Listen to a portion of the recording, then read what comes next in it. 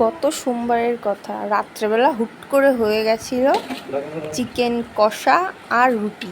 আর হ্যাঁ, চিকেনের মধ্যে একটা জিনিস দেওয়া হয়েছিল, সেটা হলো গিয়ে মেয়েকে সন্ধেবেলায় ওই দিন খাসির টেংরির যে জুসটা করে দিয়েছিলাম, আগের শর্ট ভিডিও ছিল একটা, সেটা দেখলে দেখতে পাবেন। সেই টেংরিটা আবার ওই চিকেন কষার মধ্যে, ওই টেংরিগুলো মেয়ে খেতে চায় না, তাই সেই টেংরিগুলো আবার চিকেন কষার মধ্যে দিয়ে দেওয়া হয়েছিল সেদিন।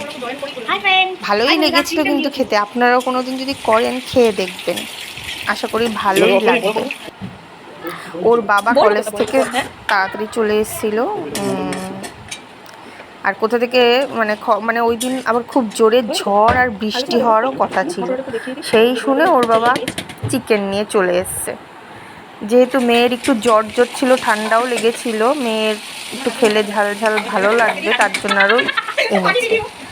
তা এনে সঙ্গে সঙ্গে ওই সব কুচানি শুরু করে দিয়েছে, পেঁয়াজ টেয়াজ কুচিয়ে নিয়েছে, আমি হেল্প করেছি একটুখানি।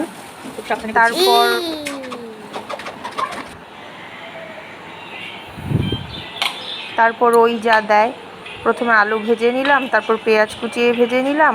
আগে ফোড়ন দিয়েছি, শুকনো লঙ্কা জিরে তেজপাতা ফোড়ন দিয়ে ওর মধ্যে পেঁয়াজ ভেজে সব মশলা আদা পেঁয়াজ রসুন বাটা পেস্ট করে দিয়ে মাংস কষিয়ে প্রেসারে সিটি দিয়ে নিয়েছিলাম, যেন তাড়াতাড়ি হয়ে যায়। প্রেসারে দিয়ে সিটি করে নিয়েছিলাম।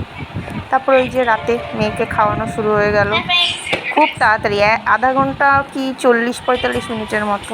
এই যে সামনে চলে এসছে, এই হলো।